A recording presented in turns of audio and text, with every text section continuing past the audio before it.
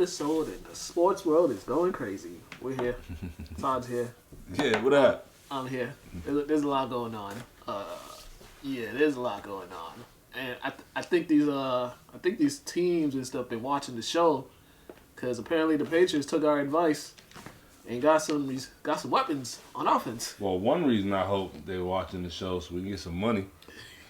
Somebody will pick us up. But secondly, honestly, man, we're just trying to help the sports world improve, man. That's all we're trying to do. Yeah, pretty much. And we need our cut too. Yeah, definitely. we do have some good ideas on this show. Yeah. So two guys we talked about that they should go after: Hunter Henry, John Smith, and they did exactly that. Their first signing was Hunter Henry, and then they go ahead and sign John Smith. They signed Nelson Aguilar, the guy he has his moments. Well, he got a little better in Oakland, but he still had his Aguilar moments. Only thing I had, I like all those signings. The only thing I have with Aguilar, I wonder if it was the cold that affected him more than the actual team. Because him playing in Vegas, it's hot. Yeah. You know what I mean? Comfortable, always loose, coming back.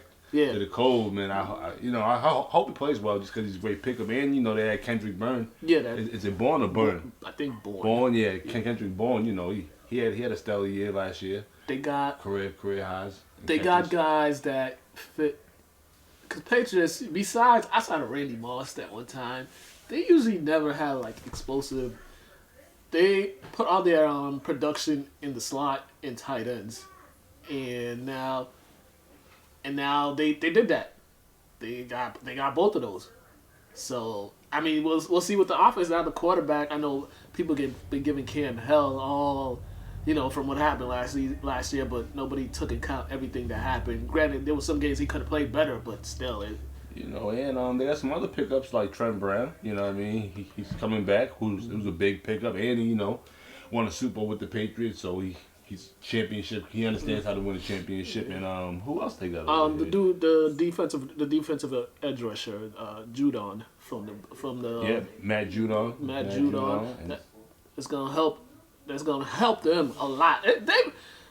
They Belichick realized, all right, we did everybody. Y'all got y'all chances to get your licks in on us, but y'all had your opportunities. We coming back. That's pretty much what the message that this was sent out, because they retooled and they won 7 games. Then they could have easily won 10 games. They had pass catching tight ends in the red zone. Yeah, man. Yeah, man. They getting solid skill plays. And they're bringing in vets that have won at the championship level, like Jalen Mills, who won a Super Bowl with Philly as well. Yeah. So they're bringing in guys that know how to win.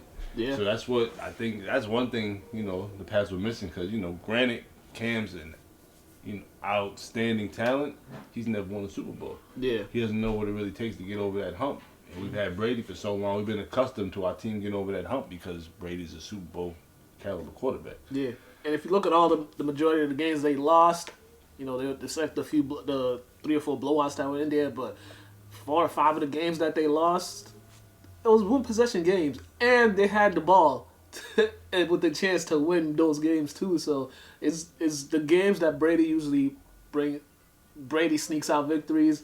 They couldn't do it with Cam for whatever reason, but it's just a learning process. Granted, he gets a whole offseason to actually be with the receivers from March, April, May, June, July, and not come in at the tail end of camp and try to catch up with everybody. Now they got new guys in, so they could all get better together, which is going to help. That's what I was saying all season with Cam and with the offense as a whole. It's just he's had to get accustomed to him. He had to be around them more, build that chemistry and camaraderie, because there really wasn't much with that team, and him getting COVID. So him being out with some what was it, 4 games he was out? Like 2, 3, I think. I'm probably 2 or 3. Exaggerating. Out a couple weeks actually. Yeah, he was out a couple weeks. So out a couple weeks, you're away from the team, and you're the head of the monster. So yeah, it is. This right here is good for him, and like I said, he didn't want to go out the way he did, which no player of his caliber would want to go out. So I'm glad the Pats are sticking with him. He's the best. He's honestly he was the best QB out there, other than some rookies you could I want to say base your future on, but the Pats has never really been a base our future team. We're always trying to win now. Definitely, and they got the 14th pick in the draft. They could get one of these young receivers that are coming in, or somebody else, offensive lineman or something. Or you can still get a young backup quarterback. That too. So they got a lot of things going, and they said they're not done yet. They're still trying to make some other moves because there's still guys out there. All right, the Bucks. The Bucks look like they retooled. They said let's bring the band back because we're gonna try to run it back, and I don't blame them. They found a way to get the key guys that they wanted to get back. They signed Levante David. They signed Chris Godwin. They signed Shaq Barrett. Those three important guys. They re-signed Gronk. They still got a few guys that they're trying to get. Ndamukong Suh, Leonard Fournette, Antonio Brown's trying to they're trying to work that out, but they got the main guys that they wanted back. So and they've all got a year under, your first year you win the Super Bowl. Now you guys know what it is, what it's like. So they're going to come out the gates probably Super Bowl favorites. I'll be honest. When I see guys that leave after winning the Super Bowl with the same team that stays together, I feel like that's a fool's move. Yeah. That's like fool's gold. You just want it. They got the formula. Just stay there until you guys don't win it. So it's just smart from guys to stay there. And it's always someone throws a whole lot of money at them. NFL players are like, well, I got a ring, so it's not the chances of me making all the money again. Well, yeah, but that's also I feel like the greed. That's where the greed kicks in because, granted, that money's there just because you won the Super Bowl, but what happens if you win two? Yeah. There's going to be more money there because now you're a two-time Super Bowl champ compared to just one. Yeah, and for these guys, it seems like for the guys that re-signed, it seems like they didn't really care about any crazy big contract. Granted, Shaq Barrett got like 36 million guaranteed. And I think he's set up to get another long-term deal on the back end of his career. So they set it up nicely for them to make a nice run here. Now, now they got to figure out. Actually, they got a draft pick. Whoever they bring in from the draft could help them out. Even though it's all the way at the end of the first round. But they have numerous ways to improve their team. But bringing everyone back, that's step one. And good luck because that defense, the way they played in the second half of the season, they're probably just gonna get better. And under that system, good luck. Yeah, there isn't much. There aren't many things you need to improve with that team. I wouldn't tweak too much, or else you might burst a pipe. Yeah. Probably offensive linemen, because you could never have enough of those. True, but don't tighten too many screws. It's tight enough, you know what I mean? You don't want to break anything. Yeah, definitely. All right, and then we have Drew Brees announcing his retirement. That not a surprise to anybody. He's really a surprise. Drew Brees is kind of the last 2 years. It's like the end of the season. It's been like it's that old man syndrome kicking in because it's just a worn out arm, and he just looked bad in that playoff game. Yeah. I almost forgot about that playoff game until you mentioned it. I remember my text to you. I'm glad you caught the little birdie in the air. But hey, congrats to Drew Brees on a great career, one of the greatest QBs that we've actually were able to see in our lifetime. Just because the numbers he put up, was able to win the Super Bowl. Yeah. Turned New Orleans around. Yeah. It started with the Chargers, correct? Yeah, it started with the Chargers. Wasn't too good with the Chargers. It wasn't. Him and New Orleans was a perfect marriage because he turned them around and they turned him around. Yeah, he turned his career around because he was leaning towards being out of the league because he did not play that well at all in San Diego, and then you had a messed up shoulder. For a quarterback, that's he's came through a lot. You know what I mean? He battled adversity, came through it. Yeah. And now he's a Hall of Fame, definitely first ballot Hall of Famer. If he's not, I don't know what's wrong with the people voting. Yeah. He's definitely first ballot. And he revamped New Orleans because he signed and they were just returning from Katrina, from being not playing the previous year in New Orleans because of Katrina. When he signed, that was when they returned to New Orleans, and him, Reggie Bush, Sean Payton, they changed. They gave that city a lot by going there. Just think about it. When you say the first player you think of when you say New Orleans Saints or hear New Orleans Saints, you're gonna think Drew Brees. Yeah, Drew Brees. So and also Archie Manning, but not for good reasons though.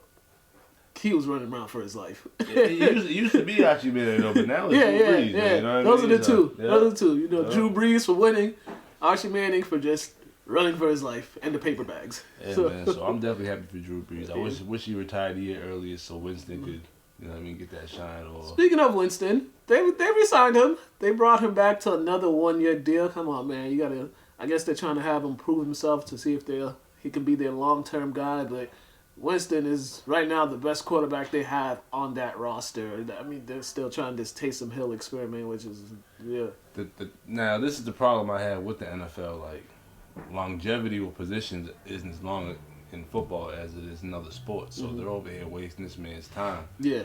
It's like either you're gonna play the man or just trade him to somebody that could use him. Yeah, and when they ask Sean Payton, it's always like he gives this answers like he's still not sure about who the future, where they're gonna go for the future wise as a QB, because they asked him, "Is Jameis, are you satisfied with the quarterbacks that you have?" He's like, "I think we are." Like, you think you are, or are you? It's one of the two. Cause I don't know. As a head coach and as a GM owner, I'm watching my head coach talk like that. I got an issue with that. Yeah, you better figure it out. Yeah, if I'm Jameis, I'm like, dude, y'all really not gonna have me compete with Taysom Hill, because Jameis, all the stuff we say about Jameis did throw 4,000 yards, I believe, back-to-back season and 30 touchdowns. I like Jameis. Me too. I like Jameis. So. Jameis is good and he's comedy at the same time. He gives you both, and watching him play is, it's exciting. It's something. So kudos to Jameis. All right. Some other free agency news. So the Chiefs they released a few offensive linemen, they released a few players, and they signed former Patriots lineman Joe Thuney, which they need because they're reshaping their offensive line, and they don't want to go out there week one looking like, what happened to them in the Super Bowl. Just your quarterback just running for his life, throwing the ball up for dear life. And the way they won the Super Bowl was they had a great offensive line, and Mahomes had time. So anything in football, if you don't have a great offensive line, you could be the greatest quarterback, have the strongest arm. You don't have an offensive line, you're not going anywhere. Yeah, that's what quarterbacks need. Yeah. Quarterbacks need time. Yeah. That's it. Yeah. There isn't any punchline there. It's just time. Unless you're Michael Vick, so you don't really need time. But unfortunately, as much as we love some Vic, he ain't win. No, he didn't. He just brought a lot of excitement.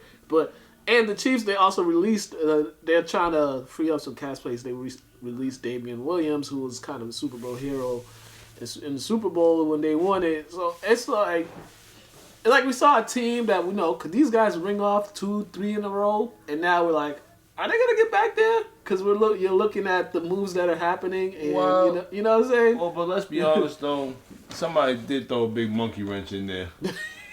Traded Tom Brady to the Buccaneers. That too. So, that just was thrown right in his way. Yeah, that too. But still, with them making changes to their offensive lineman, I would not be surprised. They're still gonna be the favorites in the AFC because I don't know about all these other teams. I don't know if they have what it takes yet to beat these guys when they're on their A game. You mean outscore? Yeah, pretty much. Yeah, that's really what it is. Like, even stop them like here and there, like stop them once or twice. I don't know if any of the teams in the AFC really are like that. I think the Chiefs just need to change divisions or something. Put them in the NFC. Yeah, man, they need some more competition.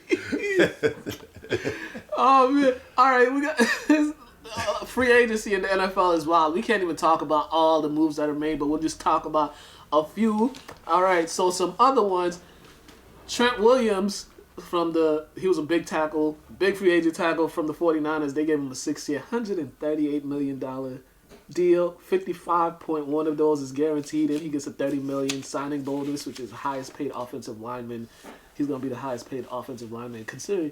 And this guy, he was out for a year because he sat out in Washington. He didn't want to play anymore because I believe something medically happened. They didn't give him the right medical information and stuff. So I think I'm not too sure, but I think it was like he found like a tumor or something in his brain. And something, okay. something serious like that. Where, that's pretty where serious. he had sat out, didn't want to play for Washington anymore, and there was this whole ordeal. They weren't trying to trade him, or they just had him there. But for him to come back and get this deal is great. And for the 49ers, granted, 49ers, they just had half their roster on IR last year. So. Yeah, this is true.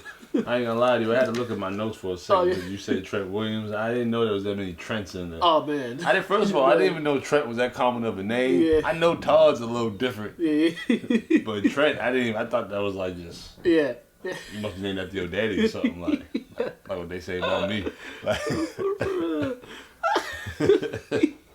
but kudos to the 49ers. Hopefully they get all their guys back and healthy. They got a good draft position too, where they could get a guy that can impact. But for them, they just need they had that bad luck. I don't know, man. They just got rid of one of their best receivers, man, Kendrick Bourne. So hopefully they can pick somebody else up in the offseason to replace him. Once again, all those other guys, the other receivers, I be forgetting. they were Debo, Brandon Ayuk. They were all on IR and that, but they did re-sign their running backs and their all-purpose fullback. Juszczyk. And are they keeping all those receivers? Let me check. I know they made some moves with receivers, but they're not. They're hoping Debo stays healthy. Brandon Ayuk, the rookie, they're hoping he has a breakout year, and I think they're probably gonna sign some other ones, and also Kittle too. Kittle, yeah. He's tight end. Yeah, tight end. Okay, he got to stay healthy too. They have to keep him. Yeah, definitely. So 49ers, the only issues with them was injuries. So we'll see how they look, and they're not sure. Garoppolo's coming off I think this is the last year of his contract. So I like Jimmy. Jimmy's a good enough NFL quarterback. I had no issue with Jimmy. I don't hear about him in the tabloids acting foolish. He low key and chill. You would think, right? For now. Yeah, for now. Let him be a reason they win the Super Bowl and get Super Bowl MVP. Who knows? All right. So the Giants, they re-signed Leonard Williams to a 3-year, $63 million deal. Big for them, 45 guarantee. He's coming off an 11-sack season, which was a career high. He just traded locker rooms. He went from the Jets to the Giants when they traded him last year. And the Giants defense, they played pretty well last year. Like they had their moments last year when they was like, okay, these guys look like they're improving, and then, their quarterback is kind of trash, and the offense was offense stuck. I feel bad for him. And they were in the NFC East, so they had a chance to win the games, but they couldn't put up enough points. But they got the defense. Yeah. Be honest, man. Leonard Williams, man, I feel bad for you, brother.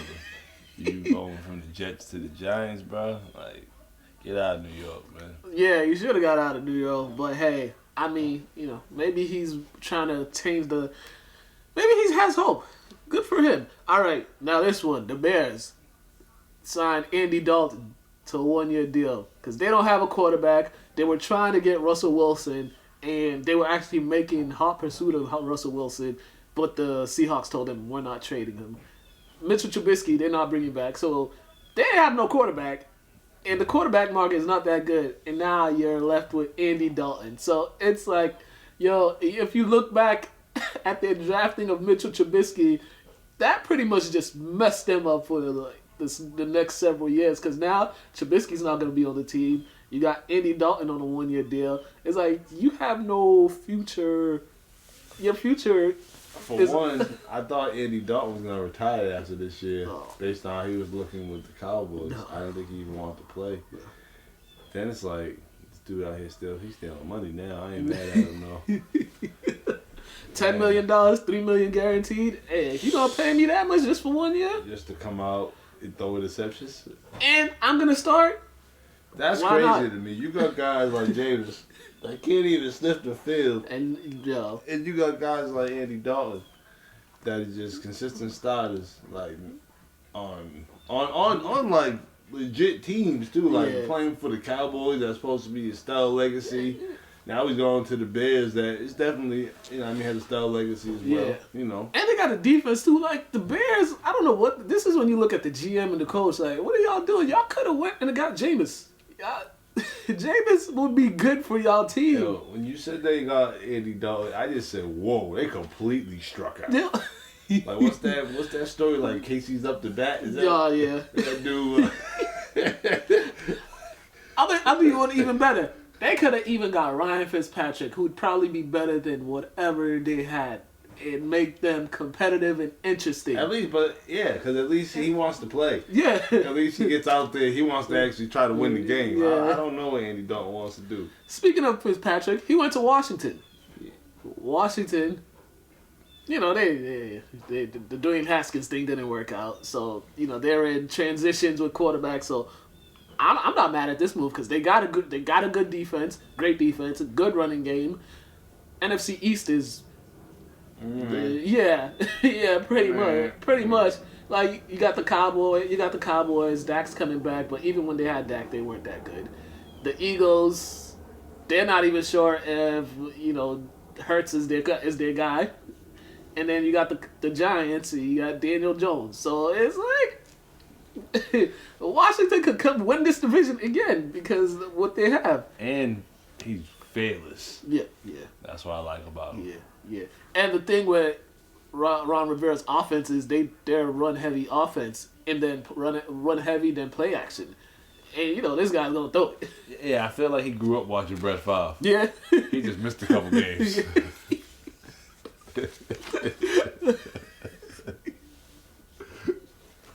So Washington, good for them on this move. I think it's a good move at quarterback. Maybe they could find a quarterback in the future at some point, but for this 1 year, as they go year to year, it's not bad. I'm gonna tune into. Oh yeah, it'll make them watch. It'll make them watchable. And the Buffalo Bills, they signed Emmanuel Sanders. I think a lot of receivers want to go ahead and catch balls from Josh Allen. Yeah, because Josh Allen is like, what's his name? Is it Fitzpatrick? I be getting them mixed up. He's like Fitzpatrick, but he's more efficient. Yeah, he wins. Doesn't turn the ball over as much. He's also fearless. He's learned to not turn the ball over. Yeah, but he's getting there. He still has that little, let me just force this pass. But 5 more throws to turn him into Fitzpatrick. Yeah. So with them, it's like you want to play with a fearless quarterback who actually likes throwing the ball, offense that primarily throws the ball. Yeah. That's where you're gonna make your money and your bonuses. Yeah. So you might as well go play. Only thing about it is it's cold. Yeah. That's the only issue with that. Buffalo cold is different. And Emmanuel Sanders they played in Denver, so he played in Denver. So he the cold probably is not to that mountain. That stuff is different, but breathing too. Yeah, so that too. Yeah, he won't come back to altitude. Yep. So him and Diggs, Stephon Diggs, they're gonna be a good 1-2 combo right there. So Buffalo making moves, but Buffalo a little too happy thinking they own the division now. So they gotta relax. They gotta relax. All right. That's all we're gonna give you for NFL free agency. There's a lot of players. We just don't have enough time for all that. Maybe we'll catch you up next week, but we don't have enough time. But as of now, we'll let Craig jump in. Craig is our football insider, our football correspondent when things happen. So he's gonna talk about these free agents the Patriots got. So we'll go to Craig and then we're gonna come back and talk March Madness. And yeah, I ain't fill out my brackets yet, but I know who's winning it.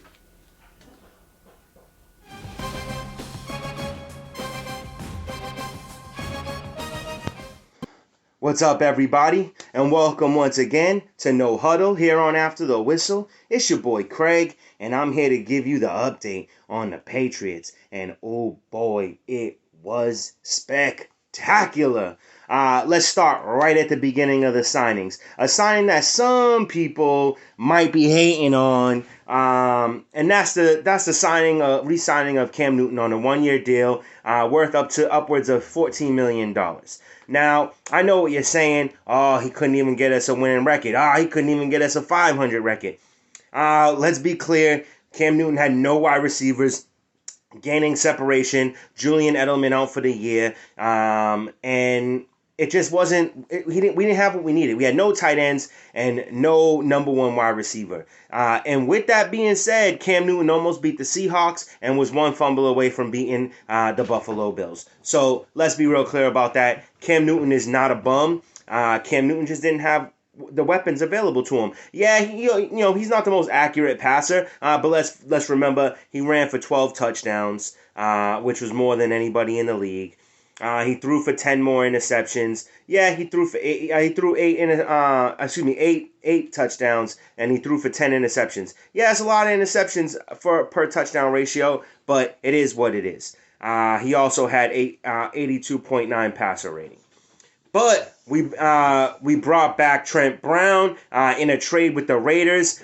We got Trent Brown and a 2022 7th-round pick, and we gave up a 2022 5th-round pick. I feel like we just stole Trent Brown from the Raiders. He was amazing when he was with us, and I expect that he'll maintain that ability when he returns to the Patriots.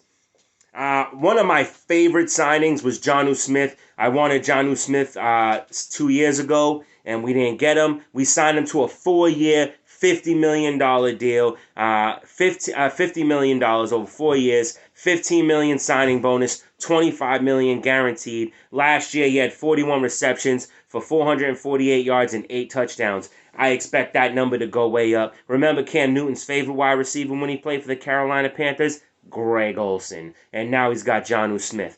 Oh, wait. Is that all? No. We grabbed Hunter Henry for a $37 million, 3-year contract, $25 million guaranteed. Last year, 60 receptions, 613 yards, only 4 touchdowns. He was hurt for a little while.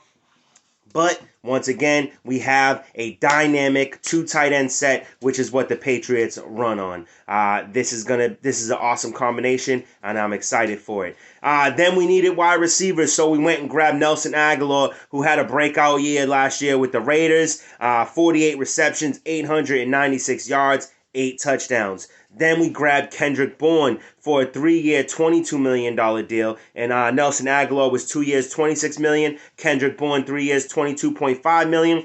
49 receptions, 667 yards, 2 touchdowns. We got 2 speedy wide receivers who will be able to gain separation. We only need one more star. Look for the Patriots to possibly go after either Kenny Golladay or Juju Smith-Schuster. Fingers crossed on that one. No guarantees though, but I'm liking our odds. We go ahead and grab Jalen Mills with a 4-year, $24 million contract. Tight cornerback from Philadelphia, and I believe this signing lets us know that the Patriots are willing to trade Stephon Gilmore. He had 1.5 sacks, an interception, and 74 tackles. Matthew Judon, the edge rusher, what we've been missing. Patriots signed him to a 4-year, $56 million deal, 6 sacks and 56 tackles. And then we got Davin Gacho for a 2-year, $16 million deal, another defensive tackle, and then Henry Anderson as well. We also brought back from Miami Karras, the offensive lineman. So it's looking really good for us. Look for the Patriots to make a move on Deshaun Jackson. We signed Cam to a $14 million 1-year deal. That means nothing. Look for the Patriots to maybe go at Texans with maybe 2 to 3 first-round draft picks and Stephon Gilmore and maybe even N'Keal Harry. Package like that is something maybe they can't say no to. I'm super excited for this season. It's going to be crazy. Patriots definitely make it to the playoffs. Not Super Bowl ready yet, but if we get Deshaun Watson, maybe, just maybe. Kenny Golladay or Juju, definitely. That's all I have for you this week. Back to you on After the Whistle.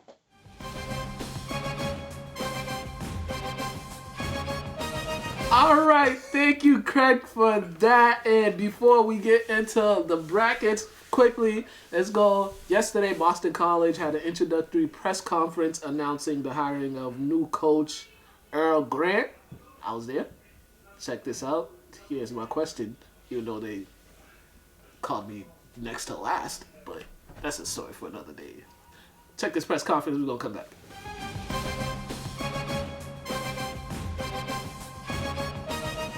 How you doing, Coach?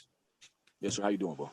I'm all right. It's been 2009 was the last time Boston College got into the tournament. So what's the foundation that you're going to build to work to get back into playing in the tournament on a consistent basis, and also how well as far as utilizing some of the top recruits, how are you going to get top recruits in the states? How are you going to get them to stay in the state? Right. Well, I'll answer the first part. You said 2009, so that's 12 years. You know, the last time I took over as a head coach, the program hadn't been in 20 years. And so, we wanted to get them back to that rightful place. We were able to do it. So when you ask, how do we do it? It all returns back to the players. And so I think we did it for two reasons. Number one, we were able to identify the right people. We didn't make mistakes in the recruiting process. And we are back. Yeah, Boston College. I mean, Coach, he's very optimistic. He's ready to get to work, try to bring the program back to competing and playing in the tournament on a consistent basis. He said it's gonna be a process.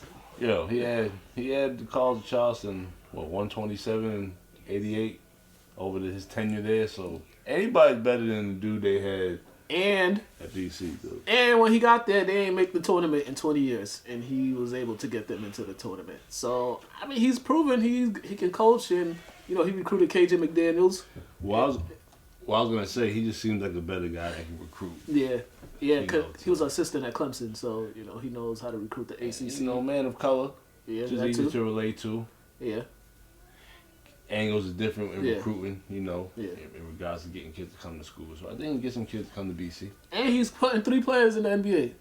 So he's recruited 3 players that have been in the NBA. So he has an eye for talent. So one thing I asked him is how's he gonna get local talent to stay? But he's like, that's another process. You just gotta go out there and grind it just to try to convince them to stay. So, and there's been guys from Mass that's made the league. I think there's probably off the top of my head, I think there's like 3 or 4 off the top of my head. 5. Yeah, there's probably more, but off the top of my head, I could think of 3 names right now. But there's definitely more than that. All right.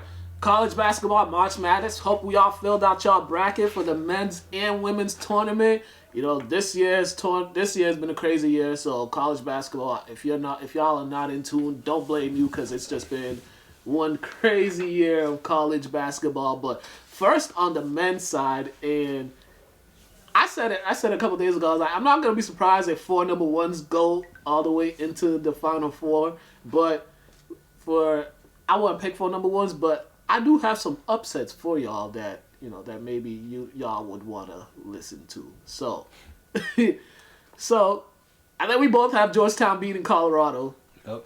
That's a one upset. Creighton will be losing to University of Cal Santa Barbara because Creighton just hasn't looked good ever since we know what happened over there. They have not looked good. And they said that Virginia, to watch out for Virginia because they might be upset too. I'm trying to find who they play. Virginia might be upset by Ohio. Ohio got a kid that is climbing high in the NBA draft, in the draft boards. I think his last name is Peters or something. Like he wasn't recruited in high school or nothing, and he's been doing damage. They said those are some of the games that you should watch for an upset. I got an upset for you. Yes, sir. I got either team beating BYU, MSU, or UCLA beating BYU. Yeah. LSU, man, they tough. You mean MSU? Oh, Michigan State. Oh yeah, Michigan State. Yeah, Michigan State. I got them actually going deep. Michigan State's gonna be in the Sweet 16. So. Oh yeah, they beating Ohio State, Michigan, and Illinois.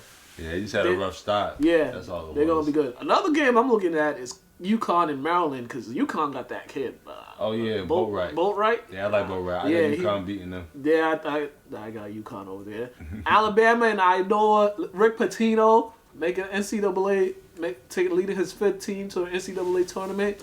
This is gonna be a competitive game, but Alabama's just gonna Alabama's just gonna beat him. And then on the other side of the bracket, so West Virginia, Morehead, Clemson, I don't really see too many upsets over there unless Liberty beats Oklahoma. Yeah, You up top or at the bottom? At the bottom. I got Syracuse, man. I got them making a little run. You know, I'm a Cuse fan, so. You got them going to... No, not that deep, man. Oh. Get a couple wins. Maybe Sweet 16. I got Illinois coming out that Midwest bracket. They're just too good. Oh yeah, them dudes are just too good. In the South bracket, you know, I already we talked about it pre-show. He has Baylor going a little further. I got North Carolina going to the Sweet 16, beating Baylor in the second round. Villanova, every time I watch them, they lose. So I'm not sure how far I should get them because whenever I watch them, they just lose. I actually I have them losing actually to somebody, but I don't know where. Cause you know I told you I did mine on my phone, but I got out of that. I got Ohio State coming out the South. You got Ohio State coming out the South. Yeah. I would not be surprised at that. But I think Arkansas is going to come out that South. Okay. I'm going to go with Arkansas coming out that South. So, you know, if you haven't filled out your brackets, go fill them out. You could win some money too, but not from us, but you know, other stuff like. We'll talk about our actual picks next week, right? Yeah. There's just a lot. There's just a lot going on. We're just talking about some upsets, some things. So, yeah. All right, and on the women's end. Is this safe to say? I don't know. I think it's UConn or it's pretty much UConn because I think UConn got the best player in the nation in Paige Buckets. You know, their coach is out for a couple weeks with COVID, but UConn just doesn't lose early in the tournament at all. But they haven't won it in 5 years. A lot of people are saying Stanford might win it. I think the last time Stanford won it was like 20 years ago or something like that. It's been a while. But the women's tournament, you got to watch the women's tournament because it's always crazy competitive, filled with their endings are more dramatic than the men's side because it always comes down to the last shot. I'll be honest. UConn is the favorite in this, but each women's side, I say seeds 1 through 3 could win it. Yeah. In each side. And with the women's game, there's probably always one shocker, like one upset. But for the most part, the top teams usually always move on because the top teams usually have the 2, 3, or 4 best players on their team. And you know, women aren't like men. Men, we kind of like a little more egotistic, play down to the level of competition. Yeah. Women want to crush each other. Mm-hmm. There ain't no kind of no. They want to crush each other, like so. There aren't that many upsets, bro. Yeah, definitely. Yeah, because you know now that you mentioned it, whenever a top ranked team plays a lower seed team, they just take all the hope away from them. They're not even playing with them. Yeah, because they know. You give them a little hope, then you end up going home, and this is not one of those days. But. Crazy that no Kentucky in this one, which is very, very interesting. But someone said Duke needs to go back to getting jerks that people hate on the team because this year you couldn't even root against Duke because it's like they didn't have anybody that you just don't like, and you know Duke is known for having at least 2 or 3 people that you just don't like. And they would be good, too. Yeah, I just think COVID affected everything. Yeah. Like, you know, no McDonald's All-American games. So you didn't even know who Duke was even bringing in from that class. So usually that helps stop the fuel, you know, for the hatred. Yeah. For the players going to Duke. So they didn't even have that. So they said you barely even knew some of the high-profile guys unless you actually follow that stuff. Yeah, and also we got to look at this tournament. What if a team gets some players get COVID during the tournament? They shut it down. Yeah, or they shut down one region. I don't know. Yeah, we're about to see. Yeah, because we saw what happened in conference tournaments with a player or two had tested positive. They just withdrew from tournaments. So we might see teams withdrawing, and so that's another thing that might happen during this year's tournament. So your picks might not even play. Yeah. So interesting times. All right, let's go over to Athletes Corner, and we have Sammy Batista St. Mary's. He's gonna talk about his last year playing at St. Mary's, and then he's gonna talk about his commitment to Nichols College. So check it out. Congrats to Sam. Yes, sir. Congrats to him.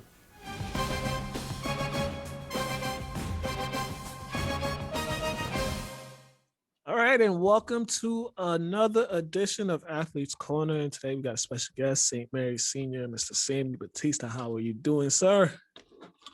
Good, are you? I'm all right, man. I'm all right. You know, it's cold out, but it's all good. Yeah. Facts, man. All right, man. You just wrapped up your senior season at St. Mary's. Granted, this this was a very different season from normal. Just first, just tell me how it all played out, in your thought, just, with everything as the COVID protocols and just getting games and the shortened season, just overall for you, what were your thoughts on all that? I mean, first, it was a lot. It's crazy, just besides basketball, a lot of people went through a lot with COVID and stuff like that. So, I mean, as my family and stuff, we had a difficult time, adjusting to it, but with basketball, I mean, it was hard. There was not a lot of courts that were open, so I was outside hooping, and then a lot of the courts were closed. So it was a hard time, and then we got lucky for the season to be able to happen. I mean, how many games we played?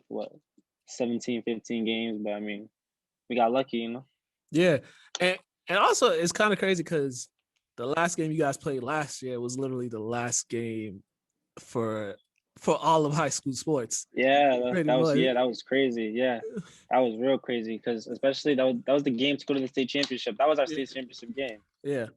So it's kind of wild that now we're fast forwarding time that all that happened in that time span. But for you, what was your overall outlook of your senior season? I mean, I think I accomplished everything that I wanted to accomplish. We didn't win the championship. I mean, that's the main goal. But I mean, I have fun. Coach Brown did a lot for me and my family, and that was just the best thing that he could have done for us. And this my senior season. I mean, I played pretty well, and I just have fun. That's the main goal. Yeah, when you transferred to St. Mary's a few years back, some stuff happening there. But just when you transferred there, was this kind of like what you saw how it would go, being able to play in the Garden and then being able to be, granted, this being able to lead a team to another year with all the guys that you guys lost last year? To be honest with you, I mean, I was coming here with hopes of playing. I was not pretty sure I was going to play. I thought I was going to play maybe my senior year, but I mean, I just worked really hard. So I ended up getting to play a lot. But I mean, it was a blessing that I got to play in the Garden, had the opportunities, Yeah. Talk about those two experiences. First playing in Lowell at the Tsongas Arena, and then playing in the Garden. Just talk about those two experiences for you. Honestly, it's an experience that everyone should want to go through. I mean, me playing through it was fun. We won at Lowell, so it was good. But we lost in the Garden. But that experience is no other, because all the greats play in the Garden. Yeah, definitely. How does it feel for you to just being looked at so positively by the St. Mary's communities for what you did on the court? It's a blessing. Like I said, me and my family, coming from PBD High, it was hard over there. So coming here and then feeling so welcomed, there's nothing but blessings. We thank St. Mary's for that. What are some things that improved your games the last several years? What were some of the improvements in your games that you saw? Honestly, I feel like confidence. When I was at PBD High, my coach was really hard on me, and honestly, that whole situation, what happened, I lost a lot of confidence. But when Coach Brown, brought me in, he told me that, my junior year, I'm gonna get to take a lot more shots. And I obviously worked hard. I've been working hard since my freshman year. But I think it was just more of the confidence piece. That's what it definitely was. They'd seen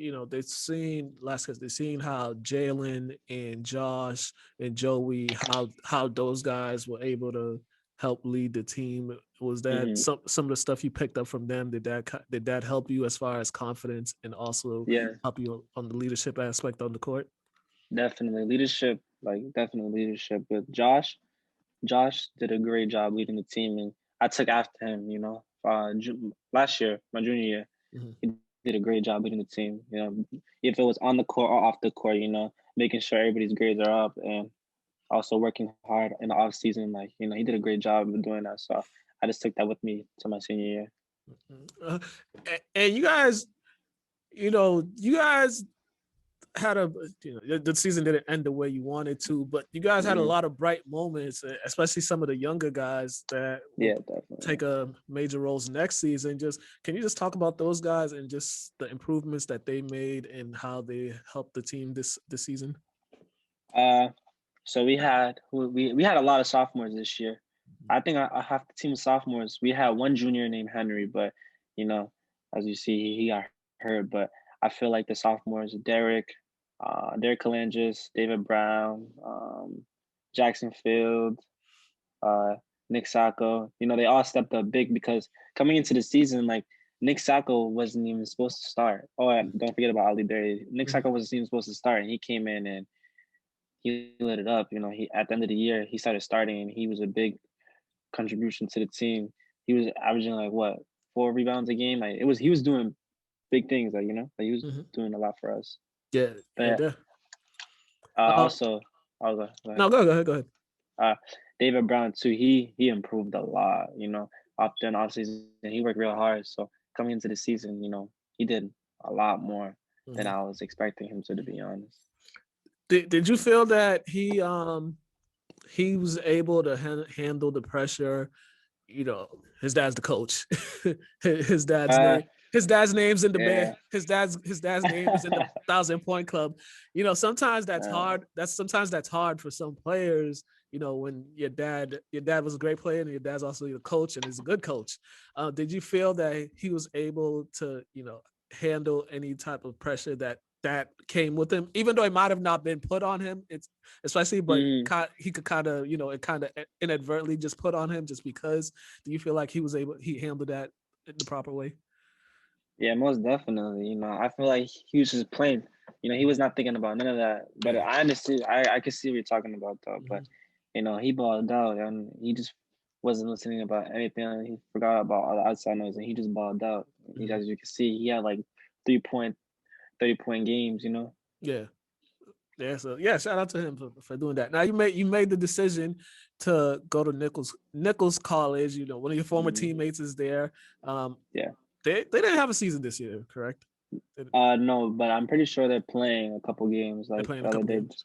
They just played Suffolk the other day. So. Oh, okay, gotcha. All right, so talk to me a little about that. Your decision into choosing Nichols. I just felt like Nichols, because Nichols has been recruiting me since forever. I think it was I was playing AAU and they seen me. It was my sophomore year going to junior year, I'm pretty sure. And it was Coach Brandon Linton. He hit up my AAU coach and he was talking to me that he said he was interested. And then during the summer, the assistant coach, Aaron, I've been close friends with him since younger. He's been close with my sister and stuff like that. So talking to him, we just had a really close bond from the jump. And that's what I didn't have a lot of other coaches I was talking to. So I just felt like, Joey being there, Aaron being there, they were really welcoming. And I just want to be that's all I'm about, family. So I just want to be in an area where I just want to feel like I'm a family.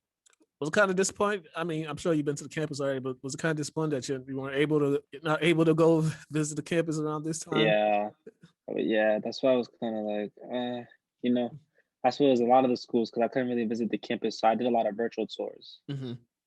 Tell me about them virtual tours. Are you a fan of it, or is it just yeah?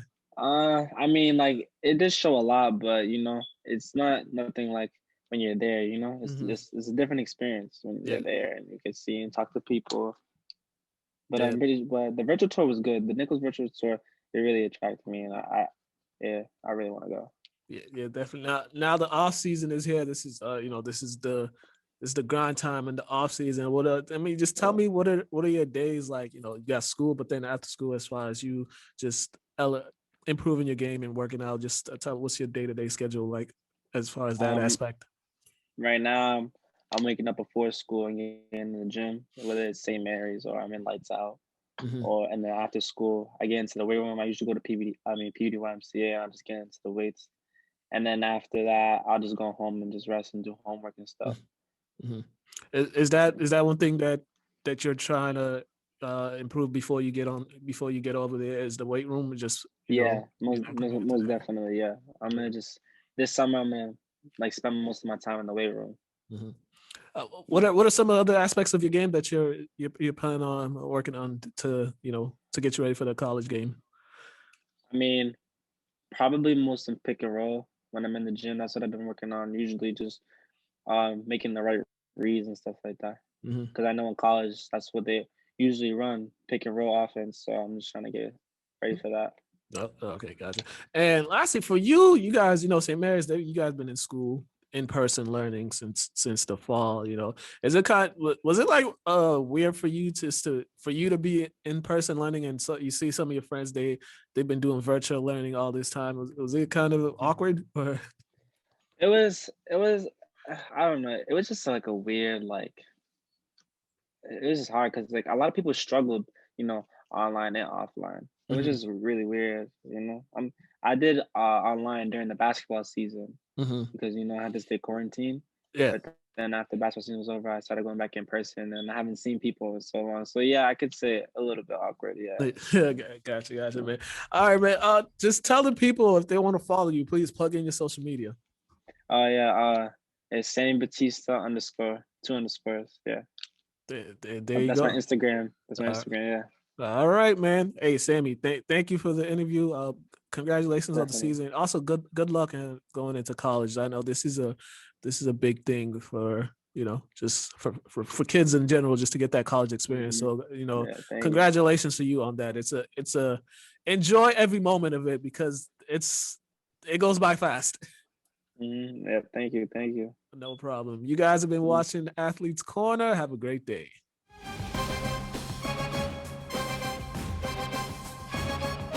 We are back. Thank you for that, and congratulations to Sammy on his commitment to Nichols College. He said he's in the weight room. I seen him in the weight room. It's not he's working on it. He said he's working on getting a little stronger, working on his game too. So he's in the gym. Good for him. I'm just glad he's in the weight room because. Only thing I say, congrats, Sammy, man. Get that jumper right. No more air balls. Yeah.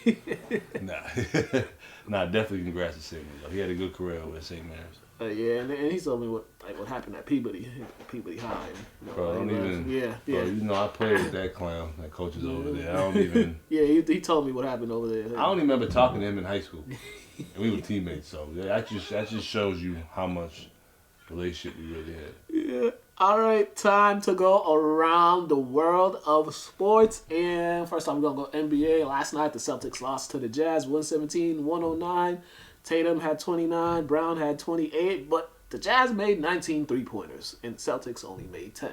And it seemed like every time the Celtics cut the lead down to like 2 or 3, and they had a chance to take a lead or tie it up, they would miss a shot, and then Utah would walk right back down and make a shot. And I'm just like, yo, these dudes are really shooting the lights out this year. Because I swear, every time I watch a Utah Jazz game and they shoot, they don't be missing. I missed this game. I tell you, I caught this game during what's-his-name's interview.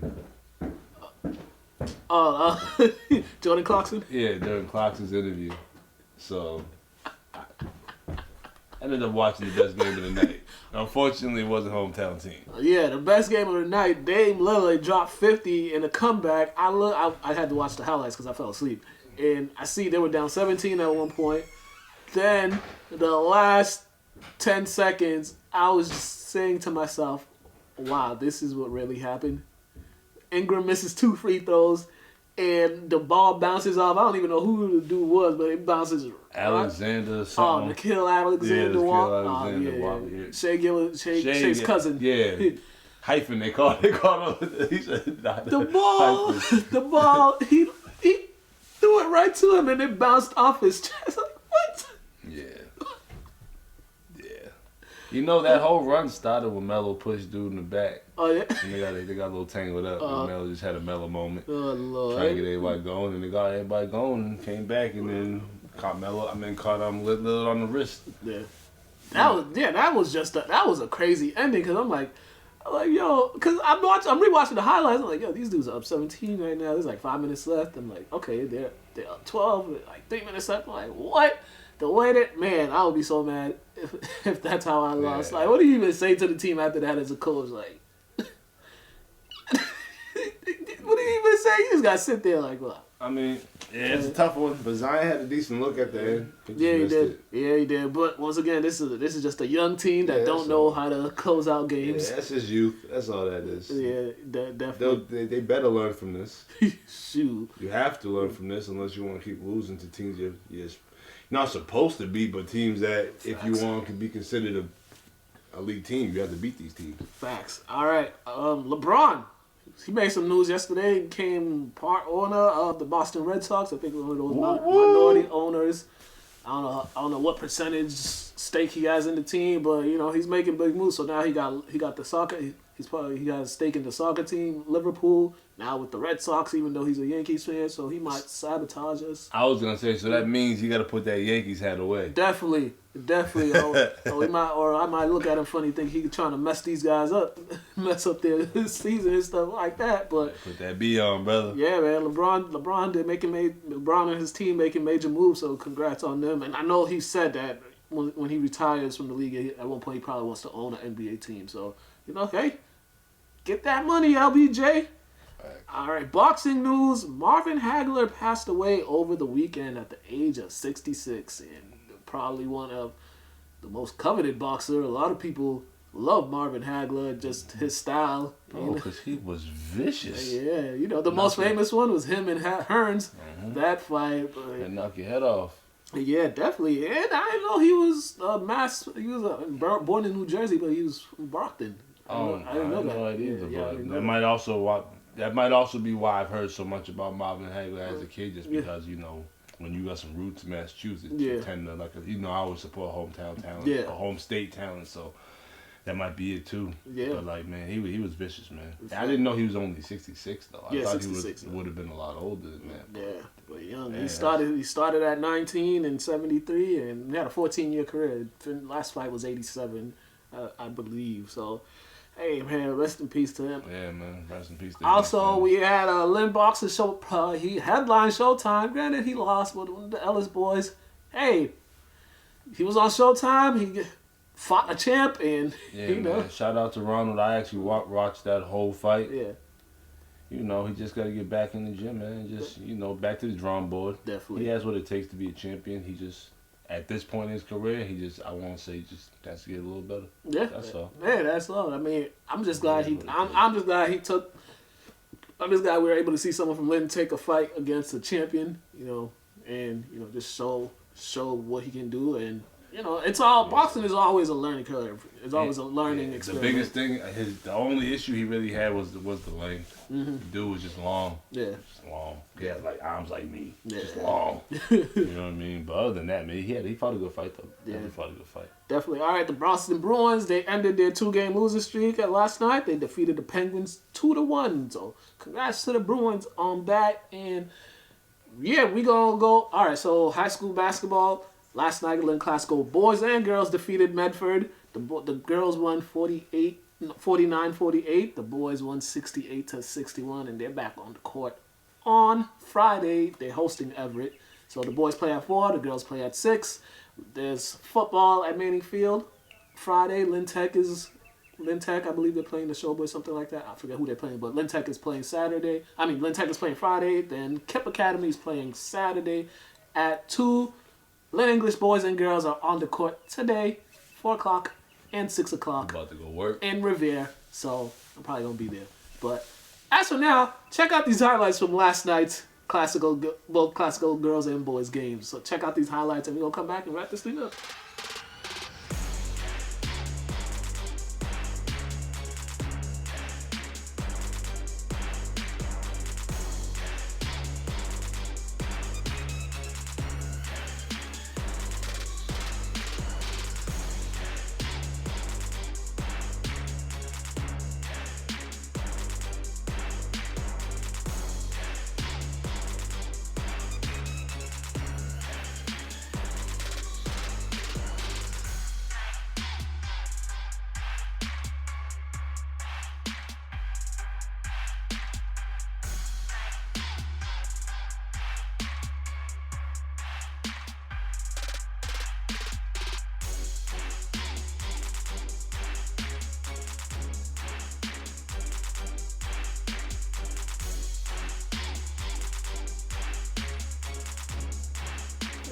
All right, and we are back. Okay, I mean, this show went by quickly. I want to thank everybody once again for watching. Also, we got some poetry jam. Look at the screen. Information's on the screen. If y'all don't send me anything, we're not gonna do this. So send something, or next week I'll make an announcement that this isn't gonna happen. So let's don't give me lip service, people. Let's put together a great program. Also, I believe the Lynn English girls basketball team are having a fundraiser. I believe so. Contact Coach Mac for that. They're always fundraising, so contact Coach Mac for the fundraising and all that. And there's a lot happening. Any updates? Any shout outs? I wasn't prepared for any of this, but we, shout out to the Lynn English girls and boys and every team competing in this little 10-game season we're having. Oh yeah. Also, none of the Lynn public schools have lost a basketball game yet, so just want to point that out. English boys and girls are undefeated right now. Classical boys and girls are undefeated right now. Yeah, so shout out to everybody playing, man. We winning over here, and also let me see. Oh, we gotta give some birthday shout outs. So Friday, it's my man Kevin's birthday. Yeah, Kevin. Kevin. My man Kevin, his birthday's Friday. Happy birthday to my guy Kevin. Well, he's laughing because he just. I know Kevin for a long time. It's just behind the scenes stuff that y'all had to be there to watch. Also, another birthday shout out to my oldest delinquent over here. She turned 13 today. Okay. So String bean. Yeah, old string race. Yeah, she's upstairs right now, but today is her birthday. She turned 13. So happy birthday to them. That's dope. There's too many March birthdays. My niece, she turns 14 in a couple days. Another March birthday.